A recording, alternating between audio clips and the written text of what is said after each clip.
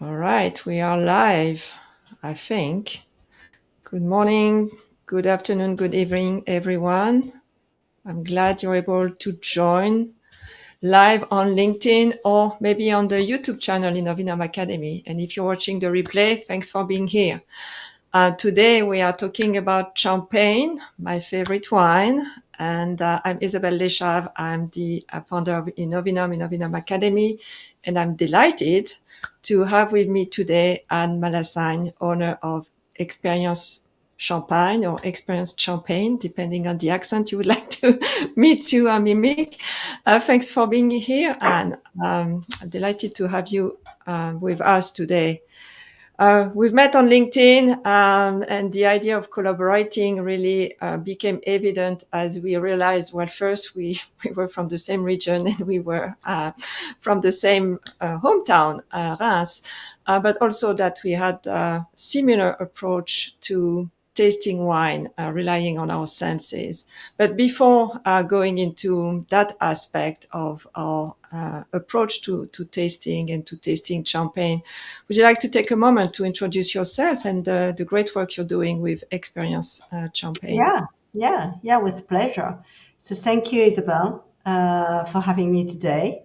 Good morning, good evening, good afternoon, everyone. So I'm Anne Malassagne.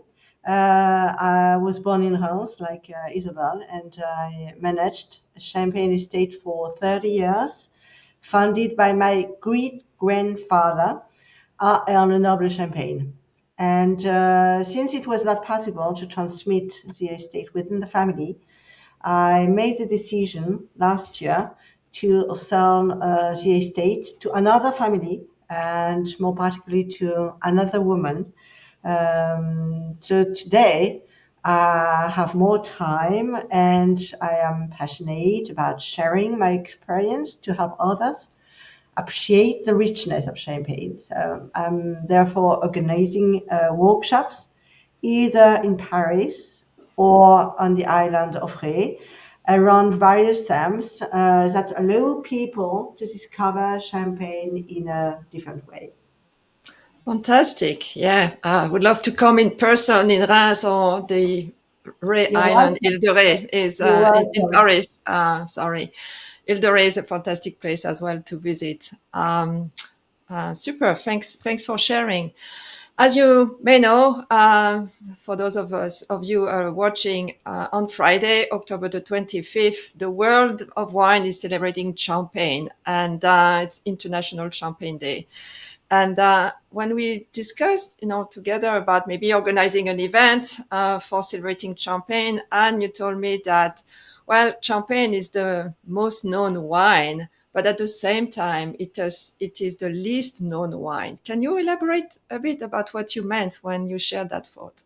Yeah, but before explaining what I mean, when I say that champagne is the most famous of wines, but at the same time the least understood or the least known, I hope that you won't wait the 25th of October to have a glass of champagne. That's the champagne day, but we'll explain that you can have champagne anytime and just to celebrate and to enjoy life with family and friends. So this being said, to answer your question, Isabel, I've quite often wondered why champagne is so famous. That's, as you say, it's the most famous of wines, but it's also at the same time the least understood. So why that?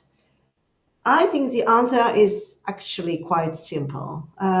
Champagne is so little known because when you drink it, you pay little attention. Mm. And I can ask you, everyone who are listening to us today, when was the last time you had a glass of champagne? Just take a few minutes to think about it. I'm sure it was to celebrate good news.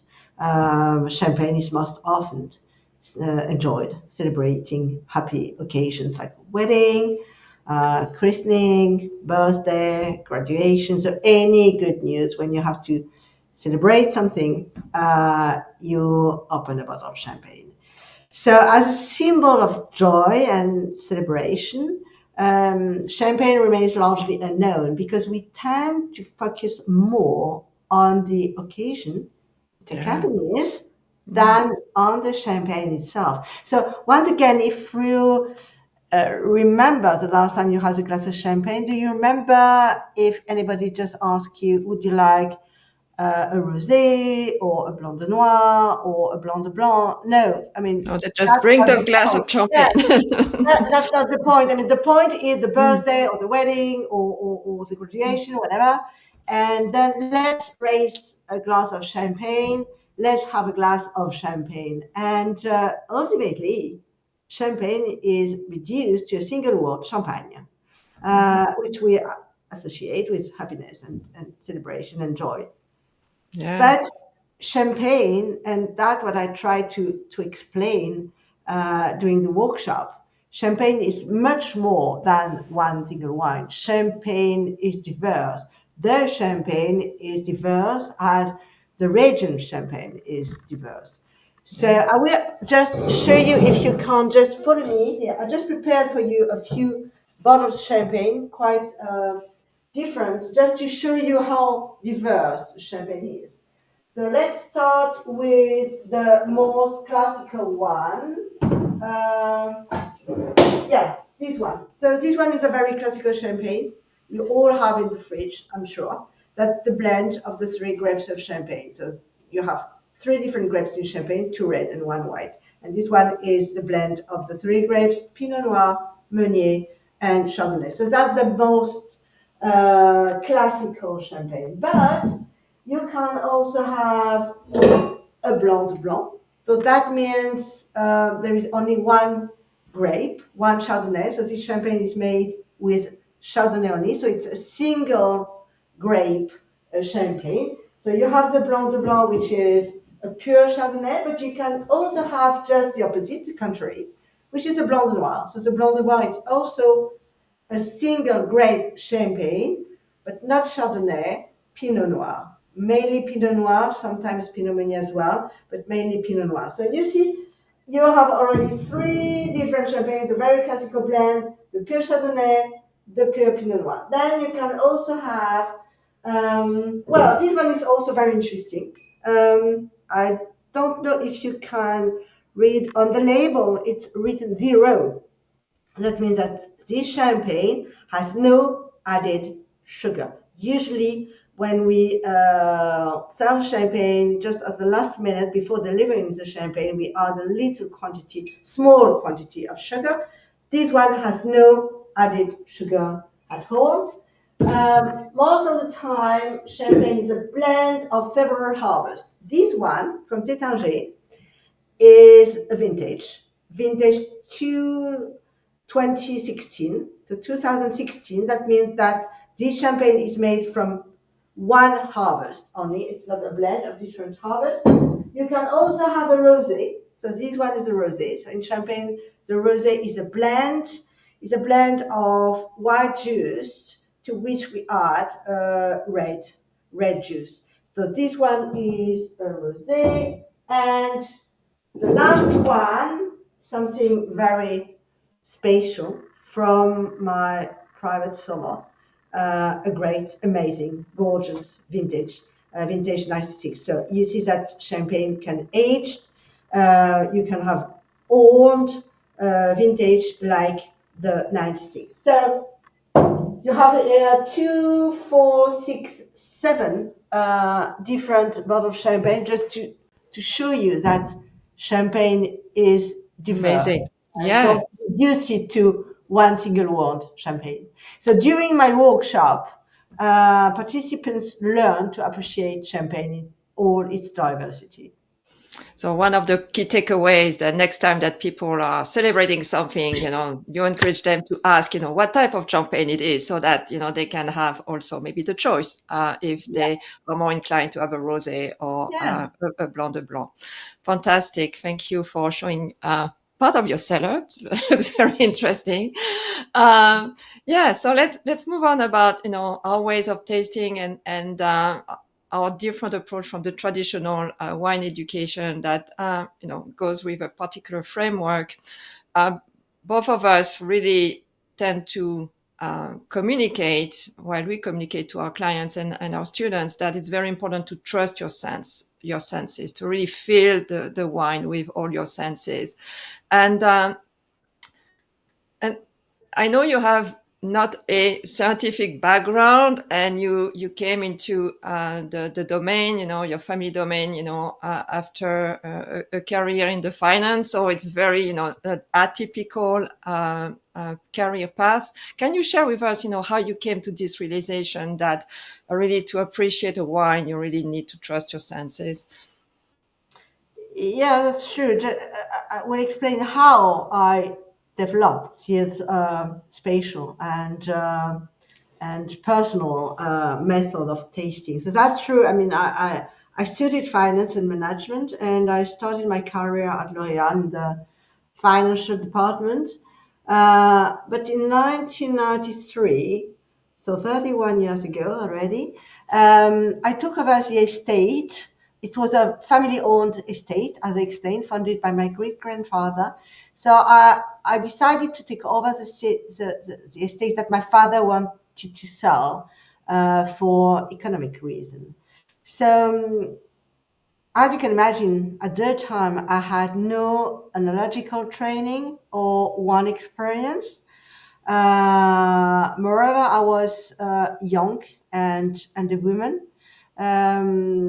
So I remember the tastings at that time during the first year at the estate was terrible.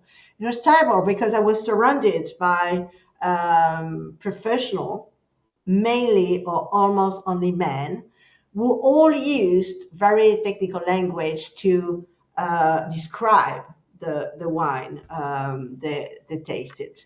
And they talked to me about the flavors of white or yellow fruit, about notes of toasted bread or honey or vanilla. And I was experiencing something different. I, I think we spoke different languages. I Yeah. couldn't understand exactly. Well, that was words, of course, I could understand, but it was not the exactly what I was experiencing. And Mhm. I had personal emotions that were difficult to express in words, especially with these professional people who thought that the only words you can use when you taste a wine is a technical word and the technical language. So it has been quite tough, but after a few years, spontaneously, I began to engage all my senses, and Mhm. particularly the sense of smell. Yeah. And I, I realized that by activating my sense, but not only smell, well, particularly smell, but also touch and even hearing. I started to activate my memory. So I could then associate the emotions I Mhm. was feeling with those memories. And a few days later, during another tasting, it became much easier to compare champagnes because it was very simple.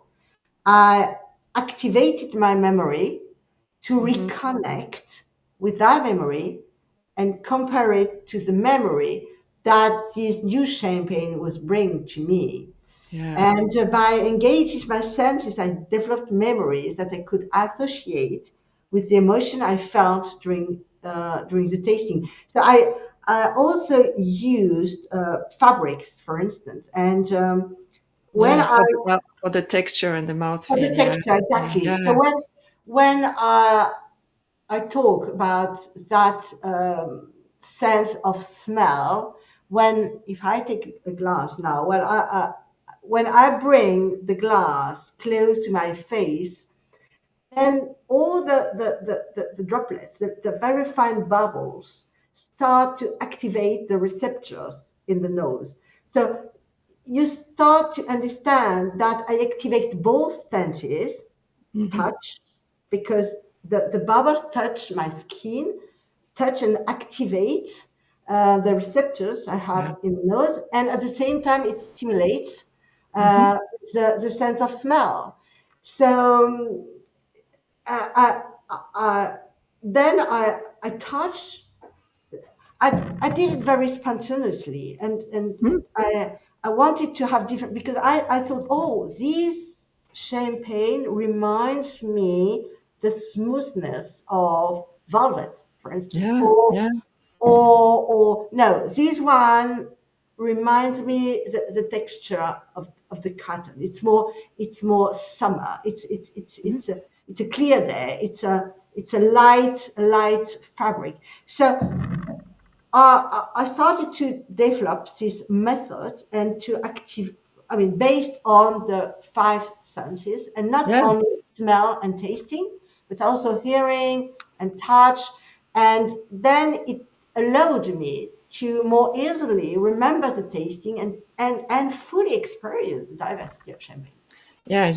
It's all you said, is so true, and it's what we teach, as sensory scientists. The importance not only of the stimuli, what we, the odors and the taste and the bubbles that hit our receptors, but also how we describe by association of what we know, of what we have experienced in the past, and those memories are really strengthened by the emotions that we have felt during that moment. And it's so true. And I know we want to be objective, and we can be objective and technical, but for when we really want to experience fully, is really to let go all these rigid structure, and really let our senses react to the wine, and take us where they want to take us, and Yeah. experience fully those memories. So fascinating. Thank you, Anne, And, for and sharing.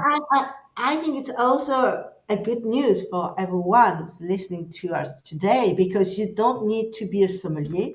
You don't need to be an expert in champagne.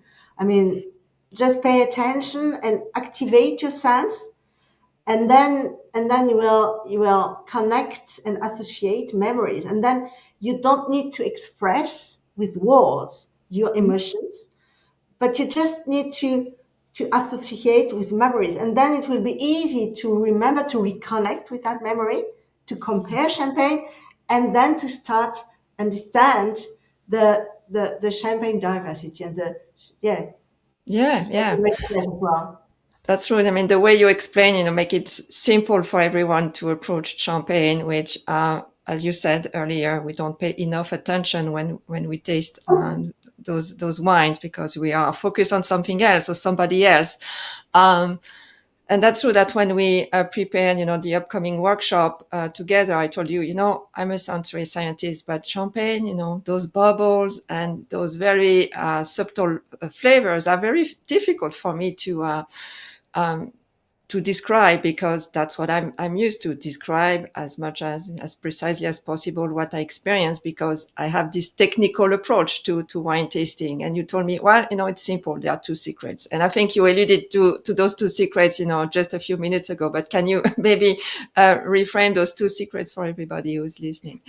Yeah, rest assured, Isabel, many champagne lovers, many champagne enthusiasts find tasting champagne challenging due Mhm. to the carbon dioxide, but also due to the delicacy of the aromas. Yeah. Um, Let me reassure you, Isabel, but all of you who are listening to us today, champagne is not difficult to enjoy.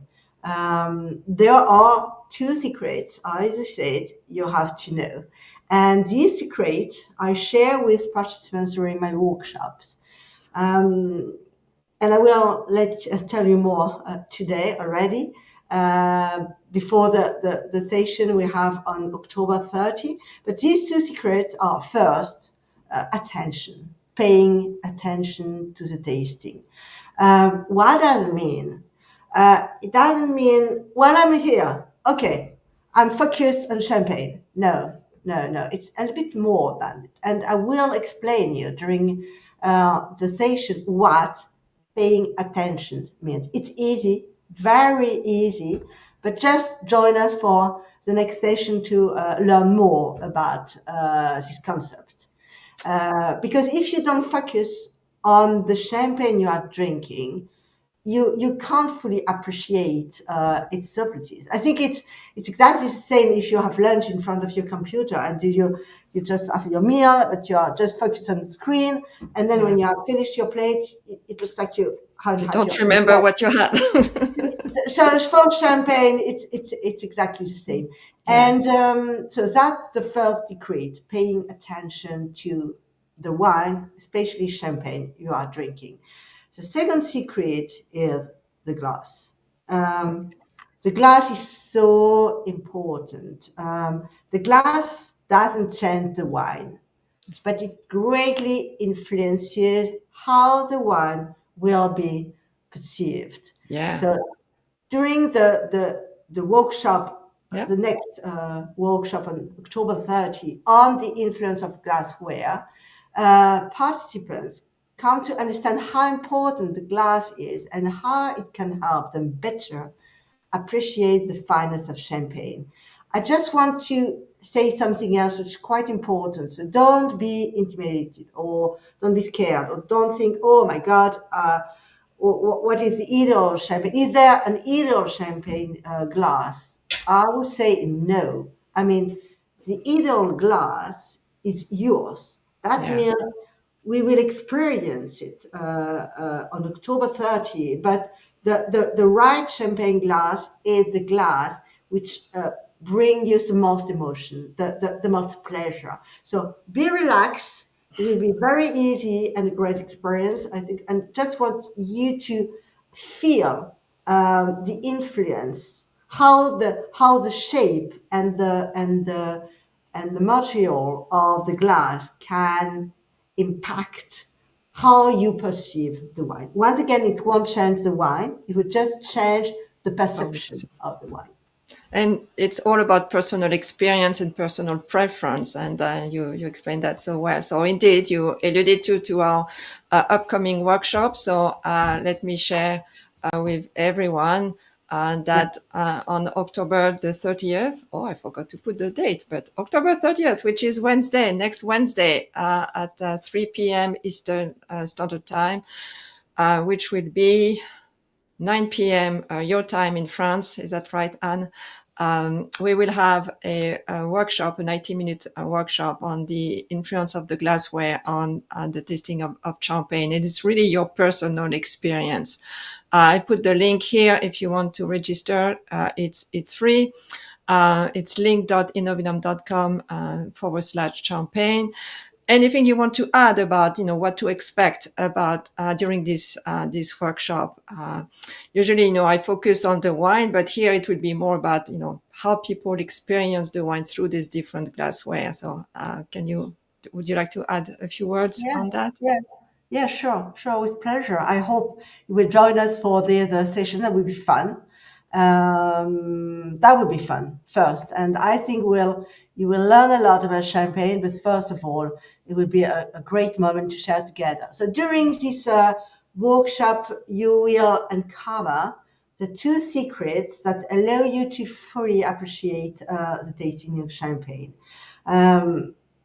As we said at the beginning of this conversation, while champagne is the most magical of wines, it remains quite mysterious. So by joining this session, you'll discover just how easy it is to enjoy all the subtleties of champagne. So to keep the suspense, I won't reveal everything today, but I can already give you some details and some information about the organization of this workshop.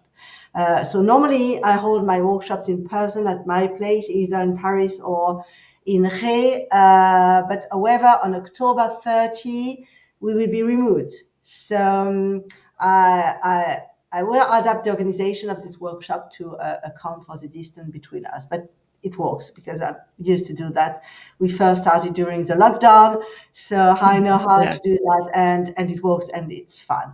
So each of you will be able to participate All you need is first minimum 1 bottle of champagne.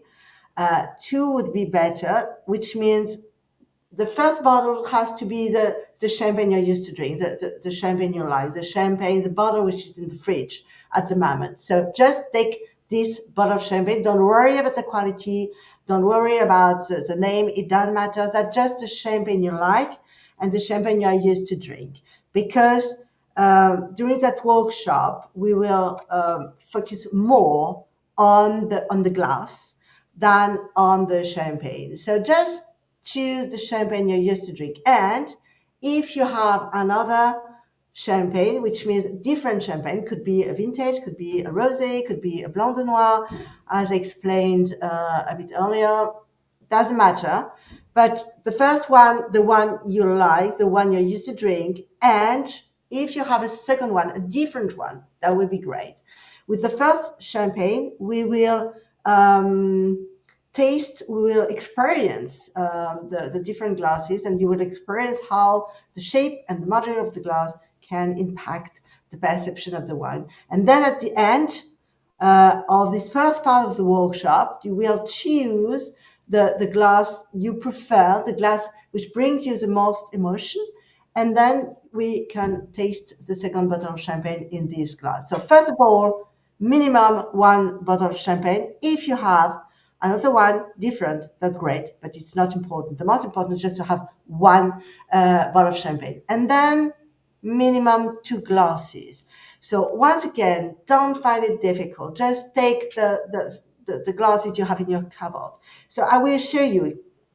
The first glass you choose has to have a chili shaped, it has to be a chili shaped glass, something like this glass, for instance. This one is a Baccarat crystal glass with this tulip shape. So it can be a red wine glass or a white wine glass. It doesn't matter. It can be also something like that. So you see, this one is more maybe a white wine glass, while this one with a very large bowl, it's more a red wine glass. But it doesn't matter. If you have one of these or something similar, it doesn't matter if it's not exactly the same shape, but something similar. The most important to have this tulip shape to appreciate the champagne. And the other glass has to be one of the most iconic glasses of champagne, either a coupe or a flute. So I'm sure you have in your cupboard at home somewhere one of these glasses, maybe both of them, that would be great. But select at least one of these and another one tulip-shaped glass. So to sum up, what you need to attend our session next week is just minimum 2 glasses, and among these 2 glasses, 1 tulip-shaped glass and one of these, either a coupe or a flute or both of them. If you have more different shaped glasses, feel free to take them. That would be fun as well. But minimum 2 glasses, minimum 1 chilled bottle of champagne. If you have 2 different, that would be great, but minimum 1. And also a sheet of white paper. I will explain you what we will do and how we'll use the sheet of white paper, but that would be useful. So I think it's quite easy. And during this experience, I will explain everything about the bubbles. I will explain you, of course, the different shape of glasses, the different material of glasses, but also I will explain everything about the bubbles and particularly their role in perceiving the aromas of champagne, because I know that bubbles of champagne are magical. When you watch them in the glass, it's an amazing scenery. But I will explain you that these bubbles have also a very strong power. So you will learn more next week. And you'll also have the chance during this workshop to feel just how important the shape of the glasses. So I won't say more to keep from revealing all the secrets of this workshop. You'll discover them during our session next week, and I really look forward to this moment together. Yeah, that would be. I'm really excited about it. So it's next week, Wednesday, October the 30th at 3 p.m. Eastern Time. It's a 90-minute free workshop. Thank you, Anne, for giving us your time and sharing your expertise in advance, for this workshop. I'm really excited because even if I'm from the Champagne region, I've always, a lot to learn. So I'm really looking forward to it. It's been a great conversation. Thank you so much, Anne, and for Thank you. sharing all these great tips about the diversity of Champagne and putting a bit of a teaser on what to expect next week. So I look forward to it. Thank you, everyone, It for was my pleasure. attending, Thank you for your and attention. and